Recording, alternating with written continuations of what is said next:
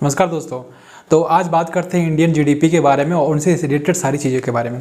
जो हमारे देश अभी आर्थिक तंगी से जो गुजर रहा है वो शुरुआत होती है 2014 के बाद से।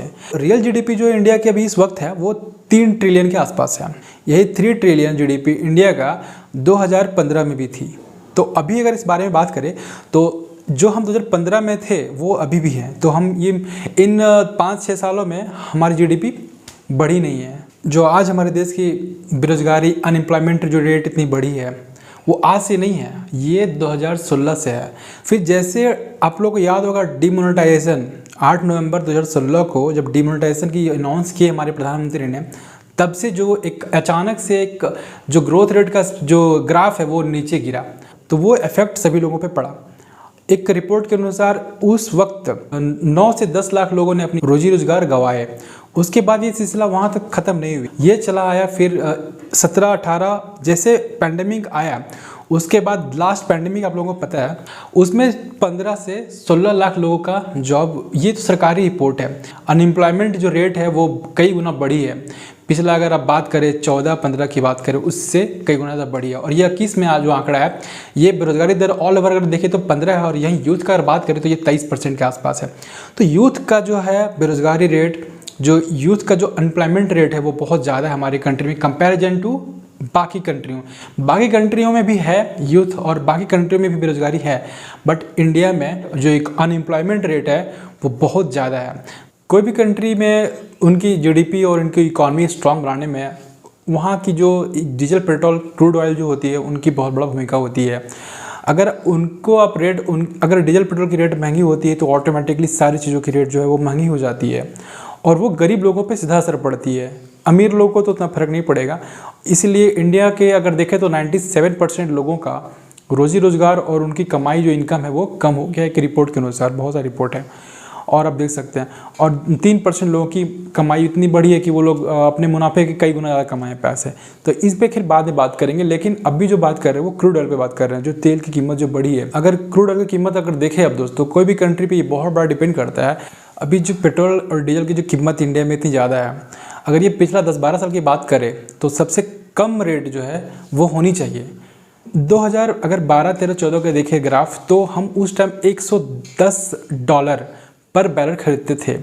इंडिया को इस प्राइस में मिलता था, लेकिन इसके बाद भी उस टाइम की गवर्नमेंट क्या करती थी कि उसको उस टाइम भी आप अगर देखें तो 70-80 रुपये पेट्रोल डीजल थी, और ये अभी के हिसाब से पूरी आधी दुगनी कीमत ज़्यादा है। तो ये सवाल होगी कि इंडिया में अभी कंपेयर जब महंगे हम लोग कीमत में खरीदते थे, इंडिया खरीदती थी, उसके कंपेयर में अभी आधी कीमत में पेट्रोल डीजल मिल रही है। तो फिर इंडिया में इतनी पेट्रोल और डीजल इतनी महंगी क्यों, हम इतनी महंगी क्यों खरीद रहे हैं? इस पे सवाल होगी। आप इस पे आप जो है अपना कमेंट में अपना राय बताएं दोस्तों। तो जीडीपी होता क्या है, तो इसके बारे में समझते हैं। ये जीडीपी जो होती है उस देश की जो टोटल जो इनकम होती है उसको जीडीपी में ही हम लोग कैलकुलेट करते हैं। अभी इंडिया की जो करंट जीडीपी है, जो रियल जीडीपी है वो 3 ट्रिलियन है। ये अलग बात है कि जो पावर परचेसिंग पैरिटी जो होती है वो है 10 ट्रिलियन के आसपास।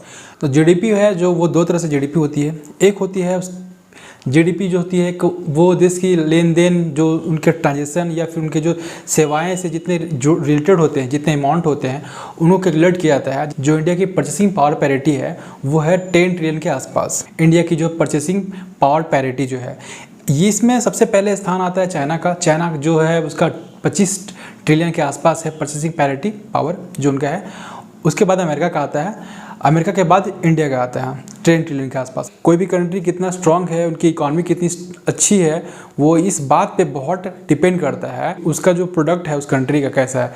अब ये इससे रिलेट होता है कि अगर आपके कंट्री में जीडीपी ग्रोस डोमेस्टिक प्रोडक्ट ज़्यादा है तो आप ज़्यादा चीज़ों को एक्सपोर्ट कर पाएंगे बाहरी कंट्री में, बाहरी देशों में। और ये चीज़ बहुत इंपॉर्टेंट है। अभी इंडिया एक्सपोर्ट इम्पोर्ट की बात करते हैं।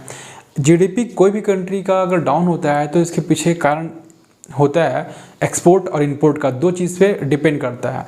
जैसे कोई भी कंट्री की अगर एक्सपोर्ट ज़्यादा है तो उस कंट्री इकॉनमी हालत अच्छी होगी। अगर इंपोर्ट ज़्यादा होगी, ज़्यादा हम मंगवाएंगे सामान, तो जाहिर सी बात है उस कंट्री की जीडीपी थोड़ी ख़राब हो सकती है। जैसे कि आप एग्जांपल ले चाइना और अमेरिका, तो ये सब कंट्री की जो जीडीपी है वो बहुत ऊपर है, बहुत हाईली है। इसके पीछे रीज़न क्या है दोस्तों? इसके पीछे रीज़न है कि उस कंट्री की और वहाँ की गवर्नमेंट जो डेवलप का इंफ्रास्ट्रक्चर होती है वो बहुत अच्छी है। ऐसे कब चाइना का ले, अमेरिका का ले, तो उन सब कंट्री में इंपोर्ट के कंपैरिजन में जो एक्सपोर्ट होती है वो बहुत ज़्यादा होती है। अभी भी इंडिया की जो एक्सपोर्ट है वो इंपोर्ट से कम होती है। अगर आप पिछला साल का अगर बात करें एक्सपोर्ट की, तो 2020 में इंडिया का जो टोटल एक्सपोर्ट था वो था $275 बिलियन US डॉलर। अगर आप बात करें 2019 में, तो ये 14.7% कम हो गई थी, क्योंकि पिछला साल इससे ज़्यादा थी।